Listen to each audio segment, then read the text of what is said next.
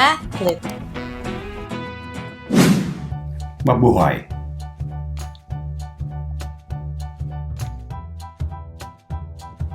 How important is the greatest common factor in common monomial factoring? In this lesson, we will discuss the role of the greatest common factor or GCF in common monomial factoring. Greatest common factor or GCF is the greatest number common among the factors of the numbers under consideration. A factor can be thought of as a number used as divisor to another number that will result to a natural number. For instance, the natural numbers 1, 2, 7, and 14 are factors of the number 14. Any of these numbers can exactly divide 14 with another natural number as quotient. For 21, its factors are 1, 3, 7, and 21. By inspection, the largest among their common factors is 7. Thus, the GCF of 14 and 21 is 7. Let us recall how to find the GCF of two counting numbers. Find the GCF of 24 and 54. Start by dividing 24 and 54 by a prime factor common to both numbers. Take the most obvious prime factor. Since 24 and 54 are both even natural numbers, they are both divisible by 2. Divide 24 by 2 and divide 54 by 2. The quotients are 12 and 27 respectively.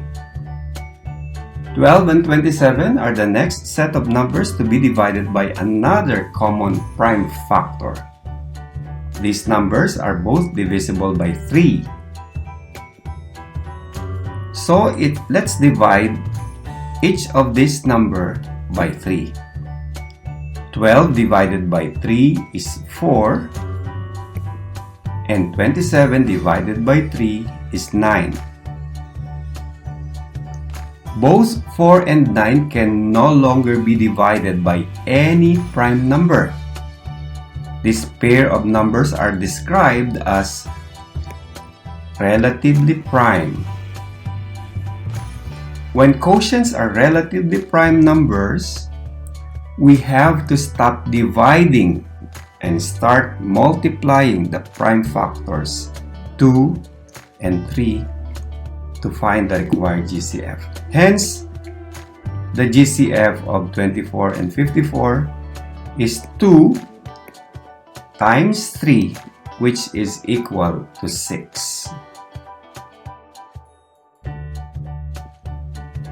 Let's take another example using another approach.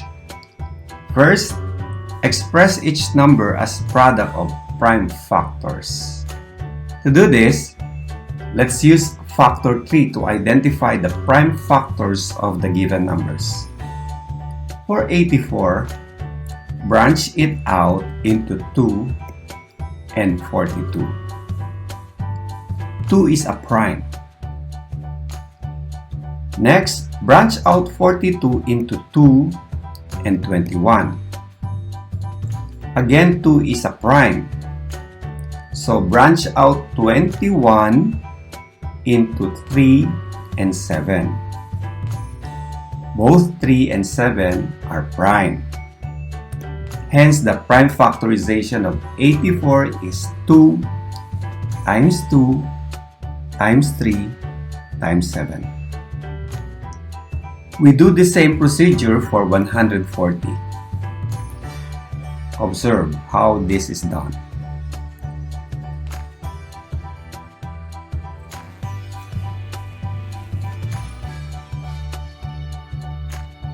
Hence, the prime factorization of 140 is 2 times 2 times 5 times 7. Now, let's identify the prime factors common to both 84 and 140.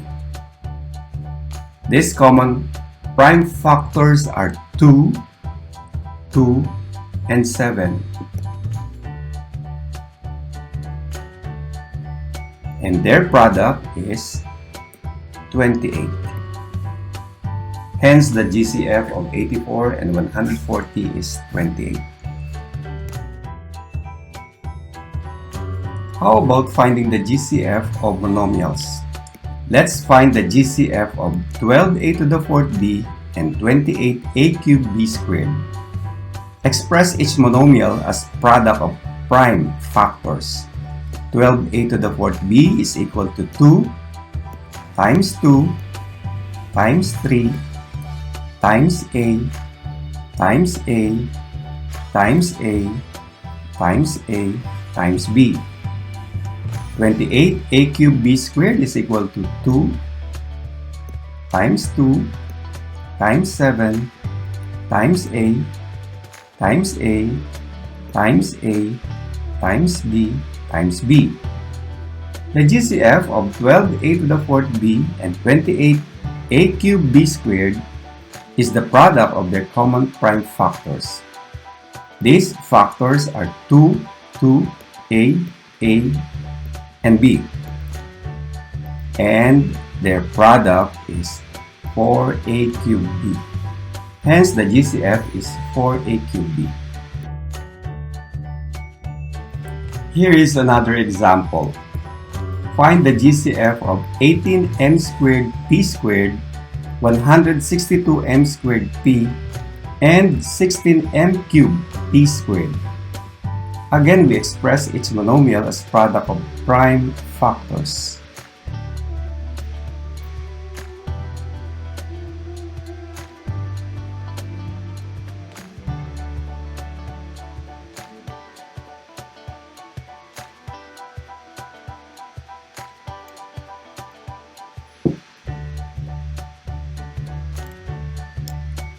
The GCF of 18m squared p squared, 162m squared p, and 16m cubed p squared is the product of their common prime factors. These factors are 2, m, and p, and their product is 2m squared p. Narito ang shortcut. Una, kunin ang GCF ng mga numerical coefficients na 18, 54, at 16. Ang GCF ay 2. Sunod, kunin naman ang mga common literal coefficients na may pinakamababang exponent. Sa makatwid, ang GCF ng 18m squared p squared, 54m squared p, and 16m cubed p squared ay 2m squared p.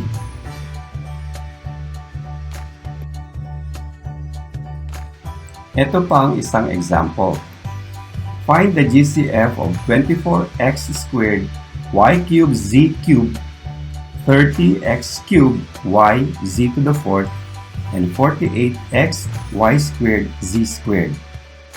Ang GCF ng mga numerical coefficients na 24, 30, at 48 ay 6. Ang mga common literal coefficient ay x, y, at z.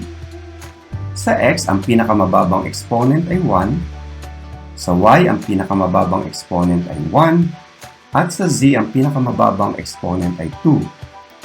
Kaya ang GCF ng 24x squared y cubed z cubed, 30x cubed y z to the 4th, and 48x y squared z squared ay 6x y z squared. Greatest common factor is used in common monomial factoring. Let us use GCF in factoring the polynomial 9u cubed plus 27u to the 4th w minus 63u to the 5th w squared. First, find the GCF of 9u cubed, 27u to the 4th w, and 63u to the 5th w squared. The GCF is 9u cubed.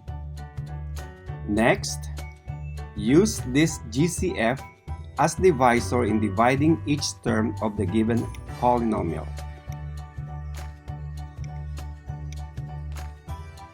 Nine u cubed divided by 9u cubed equals 1. 27u to the 4th w divided by 9u cubed is 3uw. 63u to the 5th w squared divided by 9u cubed is 7u squared w squared.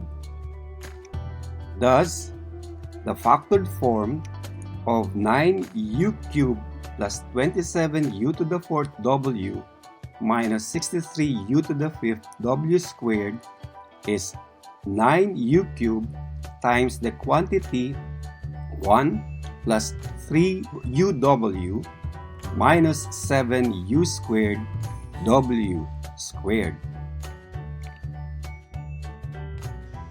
Use GCF in factoring 45q cubed r squared minus 75q to the 4th r cubed plus 30q r to the 4th. First, find the GCF of 45q cubed r squared, 75q to the 4th r cubed, and 30q r to the 4th. Use this GCF 15q r squared as divisor in dividing each term of the given polynomial. Hence, the factored form of 45q cubed r squared minus 75q to the 4th r cubed plus 30q r to the 4th is 15q r squared times the quantity 3q squared minus 5q cubed r plus 2r squared. Now, try this. Factor the expression 9z minus 15z squared minus 36z cubed plus 24z to the 4th.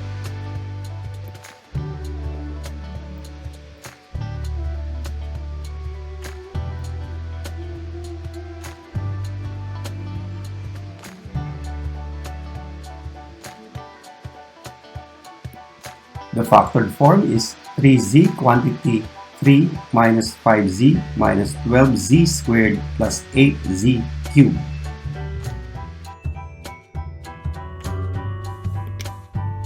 Factor the expression negative 8c cubed d minus 24c squared d to the 5th plus 16c d to the 4th.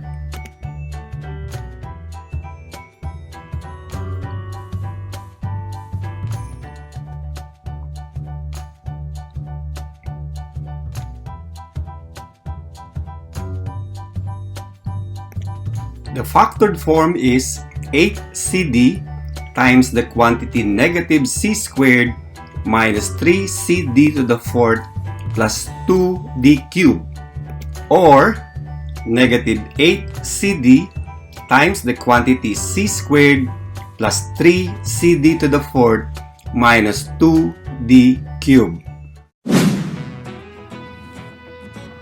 For more matitinik tips, just click MathKlik. And please, don't forget to subscribe and click the notification bell for our next video lesson. See ya!